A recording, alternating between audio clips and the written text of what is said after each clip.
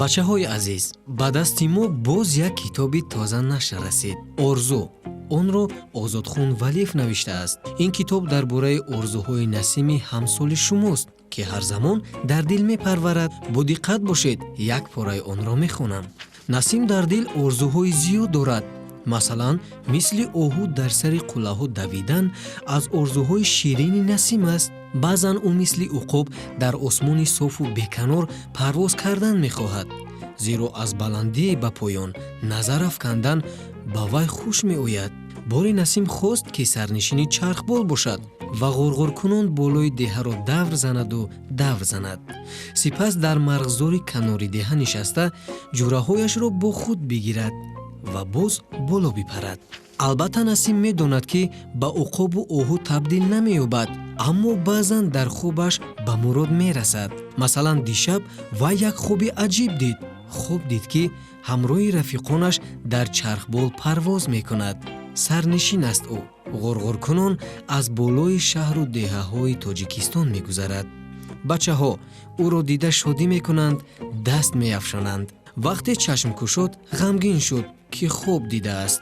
албатта барои сарнишини чархбол шудан бояд мактаби ҳавопаймоиро хатм кард. Насим роҳу усули расидан ба орзуҳояшро ёфт. шояд шумо гумон кунед, ки мисли қаҳрамони афсонаи чӯбаки сеҳрангез ашёи пайдо кард, яъне чӯбакро ба остинаш соиш диҳад, ҳар орзуяш амалӣ мешавад? Не, наёфтед. Насим амаки Латиф ном ҳамсояи ҳунарманд дорад. амаки Латиф рассом аст. одами ҷиддӣ, камгап ва хеле меҳрубон аст. дар ҳама ҷо расм мекашад. баъзан рангу муқалламу варақҳояшро гирифта ба кӯча мебарояд. Насим соатҳо дар назди амаки Латиф истода тамошо мекунад. ин марди гулдаст коғази сабсафедро дар як соат гӯё зинда мекунад. дар рӯи коғаз гулу лола, сабзаву себарга, барраву бузғола, кӯҳу пушта ва офтобаки хандон пайдо мешаванд. ҳама ба назар нотакрору ҳақиқӣ менамоянд. як рӯз Насим ба расми амаки Латиф нигоҳ карда гуфт: дар ин ҷо расми парастуро кашидан дар кор, амак, хушрӯтар мешавад. дуруст, офарин, хурсанд шуд амаки Латиф ва чанд парасту тасвир намуд. баъд ба Насим гуфт: ту писарам завқи рассомӣ дорӣ. агар рассом шавӣ, ҳамаро мафтун мекунӣ. ин гап Насимро хеле хурсанд кард. ман ҳам расм мекашам. расмҳои кашидаи Насим ба амаки Латиф бисёр хуш омаданд. ана ман ҳам шогирд пайдо кардам, гуфт вай хурсандона. Насим рӯҳ баланд шуда ҳар расми кашидаашро ба назди амаки Латиф мебурд. амаки Латиф баъзе хатоҳои ӯро ислоҳ мекард, маслиҳат медод, нишон медод, ки дар куҷо кадом рангро истифода кунад. офарин писар, таъриф мекард ӯ. ман аз ту умеди зиёд дорам. баъди ин Насим аз баҳри дигар орзуҳояш гузашт ва рассом шудан хост. албатта ин корест душвор. вай ба орзуяш расид, азоб кашид, вале рассом шуд. шояд шумо ҳам дар дил ин гуна орзу доред? он гоҳ чӣ бояд кард?